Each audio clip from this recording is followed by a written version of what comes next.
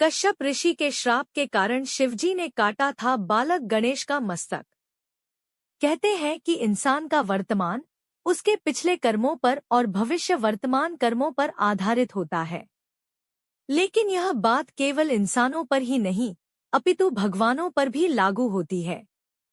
हमारे पुराणों में अनेक ऐसी कथाएं हैं जब भगवान द्वारा अतीत में किए गए अनुचित कार्यों के कारण उन्हें आने वाले समय में कष्ट उठाने पड़े।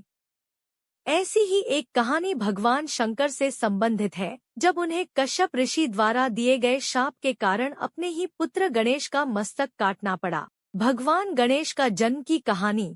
देवी पार्वती ने एक बार शिवजी के गण नंदी के द्वारा उनकी आज्ञा पालन में त्रुटि के कारण अपने शरीर के उपटन से एक बालक का निर्माण कर उसमें प्राण डाल दिए और कहा कि तुम मेरे पुत्र हो, तुम मेरी ही आज्ञा का पालन करना और किसी की नहीं। देवी पार्वती ने यह भी कहा कि मैं स्नान के लिए जा रही हूँ, कोई भी अंदर न आने पाए। थोड़ी देर बाद वहां भगवान शंकर आए और देवी पार्वती के भवन में जाने लगे। यह देखकर उस बालक ने विनयपूर्वक उन्हें रोकने का प्रयास किया। बालक का हठ देखकर भगवान शंकर क्रोधित हो गए और उन्होंने अपने त्रिशूल से उस बालक का सिर काट दिया। देवी पार्वती ने जब यह देखा तो वे बहुत क्रोधित हो गई। उनकी क्रोध की अग्नि से सृष्टि में हाहाकार मच गया। तब सभी देवताओं ने मिलकर उनकी स्तुति की और बालक को पुनर्जीवित करने के लिए कहा। तब भगवान शंकर के कहने पर विष्णुजी एक हाथी का सिर काट कर लाए और वह सिर उन्होंने उस बालक के धड़ पर रखकर उसे जीवित कर दिया। तब भगवान शंकर व अन्य देवताओं ने उस गजमुख बालक को अनेक आशीर्वाद दिए। देवताओं ने गणेश, गणपति, विनायक, विघ्नहर्ता, प्रथम पूज्य आदि कई नामों से उस बालक की स्तुति की। इस प्रकार भगवान गणेश का प्राकट्य हुआ। कश्यप ऋषि ने दिया था शिव जी को शाप। ब्रह्मवैवर्त पुराण के अनुसार एक बार नारद जी ने श्री नारायण से पूछा कि प्रभु, आप बहुत विद्वान हैं और सभी वेदों को जानने वाले हैं। मैं आपसे ये जानना चाहता हूँ कि जो भगवान शंकर सभी परेशानियों को दूर करने वाले माने जाते हैं, उन्होंने क्यों अपने पुत्र गणेश की के मस्तक को काट दिया? यह सुनकर श्रीनारायण ने कहा, नारद, एक समय की बात है। शंकर ने माली और सोमाली को मारने वाले सूर्य पर बड़े क्रोध में त्रिशूल से प्रहार किया।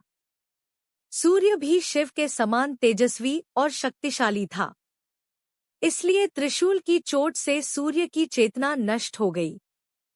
वह तुरंत रथ से नीचे गिर पड़ा। जब कश्यप जी ने देखा कि मेरा पुत्र मरने की अवस्था में है, तब वे उसे छाती से लगाकर फूट फूट कर विलाप करने लगे।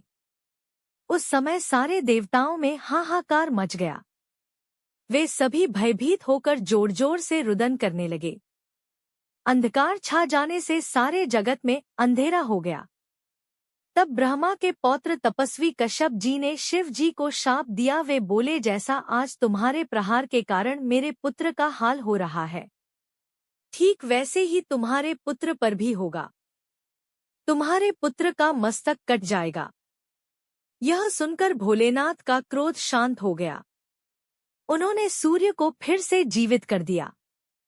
सूर्य कश्यप जी के सामने खड़े हो गए। जब उन्हें कश्यप जी के शाप के बारे में पता चला तो उन्होंने सभी का त्याग करने का निर्णय लिया। यह सुनकर देवताओं की प्रेरणा से भगवान ब्रह्मा सूर्य के पास पहुंचे और उन्हें उनके काम पर नियुक्त किया। ब्रह्मा, शिव और कश्यप आनंद से सूर्य को आशीर्वाद देकर अपने अपने भवन चले गए। इधर सूर्य भी अपनी राशि पर आरूढ़ हुए। इसके बाद माली और सुमाली को सफेद कोढ़ हो गया, जिससे उनका प्रभाव नष्ट हो गया। तब स्वयं ब्रह्मा ने उन दोनों से कहा, सूर्य के कोप से तुम दोनों का तेज खत्म हो गया है, तुम्हारा शरीर खराब हो गया है, तुम सूर्य की आराधना करो। उन दोनों ने सूर्य की आराधना शुरू की और फिर से निरोगी हो गए।